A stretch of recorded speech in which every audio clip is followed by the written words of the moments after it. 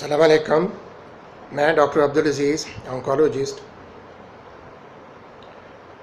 आज आपके साथ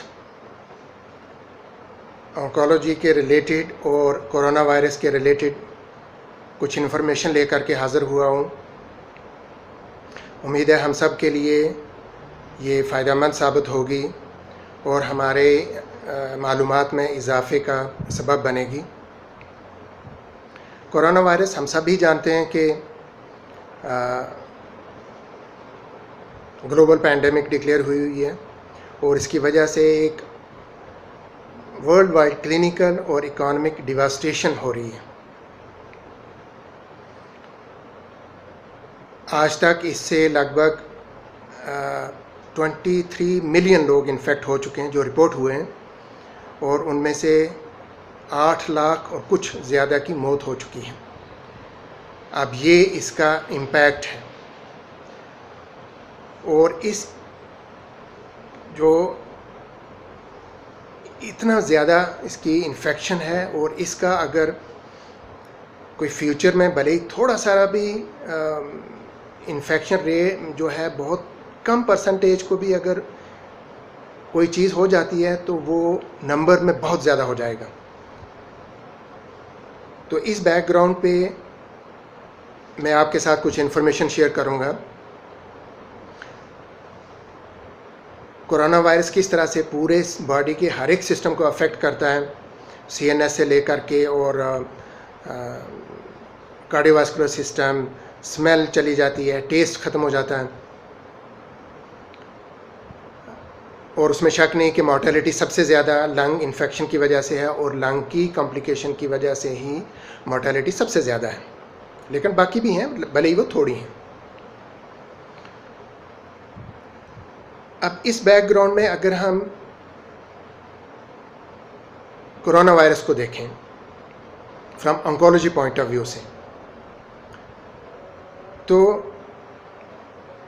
कोरोना वायरस पहली चीज़ जो है वो म्यूटेशन बहुत जल्दी करता है। जिस बंदे में भी इन्फेक्शन हुई उसमें म्यूटेशन बहुत ज़्यादा करता है। उसके अलावा डैमेज कर देता है जिस आर्गन की इन्फेक्शन भी होती है। लंग में अगर इन्फेक्शन है तो उसमें क्रॉनिक इन्फेक्शन और फाइब्रोसिस और ये सारे चेंजेस उसमें हो जाती हैं।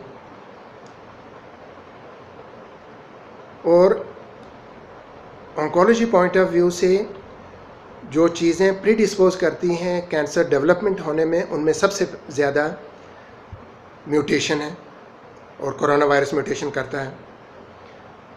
उसके अलावा क्रॉनिक फाइब्रोसिस और ये कोरोना वायरस करता है, और इम्यूनिटी को इम्पेयर करता है। ये तीसरी चीज़ इम्यूनिटी इम्पेयर, जैसे मिसाल के तौर पे लंग में सबसे ज़्यादा जो एक साइड पे एक स्पेक्ट्रम पे है साइटोकाइन स्टॉर्म होता है, तो उसकी वजह से सीवियरिटी इंक्रीज़ हो जाती है और मॉर्टेलिटी भी है। और दूसरे एंड पे अगर इम्यून सप्रेशन है तो उसमें भी इसकी इन्फेक्शन ज़्यादा और मॉर्टेलिटी ज़्यादा है। और उसकी मिसाल हमारे सामने है कि मैलिग्नेंसी के जो केसेस हैं, कैंसर केसेस हैं, उनमें कोविड-19 की वजह से मॉर्टेलिटी लगभग 20 से 28% तक जिन लोगों की मौत हुई है, उनमें 20 से 28% लोग मैलिग्नेंसी वाले हैं। और मैलिग्नेंसी वाले लोग इम्यून सप्रेस्ड होते हैं, तो इससे कि इम्यून सप्रेशन अगर है तो उसमें भी इसका इफ़ेक्ट इस तरह से है, और अगर इम्यून ओवर रिएक्शन होता है तो वहाँ भी सीवियरिटी इसकी ज़्यादा होती है। तो इनकी वजह से जो इफ़ेक्ट आज हमें कोरोना वायरस की वजह से आ रहा है वो है कि कैंसर पेशेंट की जो स्क्रीनिंग प्रोग्राम्स हैं और जो अर्ली डिटेक्शन के चांसेस है वो कम हो रहे हैं, और उसकी वजह से नियर फ्यूचर में ज़्यादातर लोग जो कैंसर के प्रेजेंट करेंगे लेट स्टेजेस पे, और जहाँ जब लेट स्टेजेस पे प्रेजेंट करेंगे तो क्यूरेटिव थेरेपी के चांसेस कम हो जाते हैं। अब लॉन्ग टर्म में अगर हम देखें तो ये जो 3 चीज़ें हैं, म्यूटेशन, इम्यूनिटी इम्पेयर करती है, और फिर फाइब्रोसिस और क्रॉनिक इन्फ्लेमेशन, ये सब चीज़ें कैंसर डेवलपमेंट होने में, इंड्यूस करने में इनका रोल है, प्रूव्ड है ये। तो based on these fact solid organ malignancy के इन फ्यूचर में चांसेस ज़्यादा होने के शक पाया जाता है।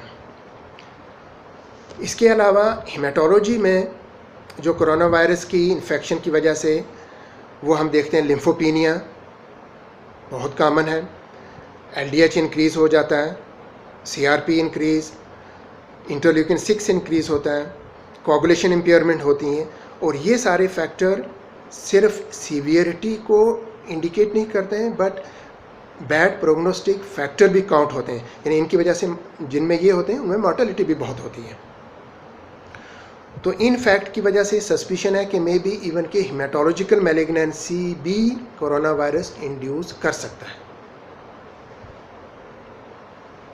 और इनका जो इफ़ेक्ट है वो सॉलिड ऑर्गन मैलिग्नेंसी हो या हेमाटोलॉजिकल मैलिग्नेंसी हो, इनमें इसका इफ़ेक्ट जल्दी नहीं पता चलता है, वो सालों साल लग जाते हैं, मे बी 4, 5, 6 साल, 7 साल, उसके बाद जा कर के इसके इफ़ेक्ट का कंफर्म पता चलेगा। आज सिर्फ सस्पिशन ही है।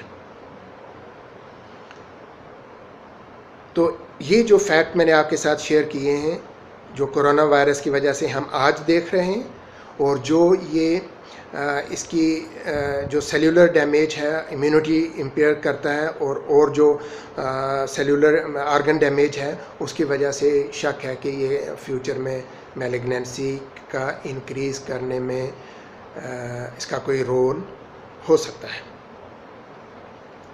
अल्लाह करे कि ये ना हो, लेकिन शक है, और वक्त ही बताएगा कि ये है या नहीं है। हमारी दुआ है अल्लाह से कि इसका जल्दी से कोई इलाज आ जाए, वो वैक्सीन की शक्ल में हो या कोई और इलाज हो, और अल्लाह हमें इससे निजात दे और शिफा अता फरमाए। उम्मीद है कि हम सब के लिए ये फ़ायदेमंद इंफॉर्मेशन होगी। अस्सलामु अलैकुम व रहमतुल्लाहि व बरकातुहू।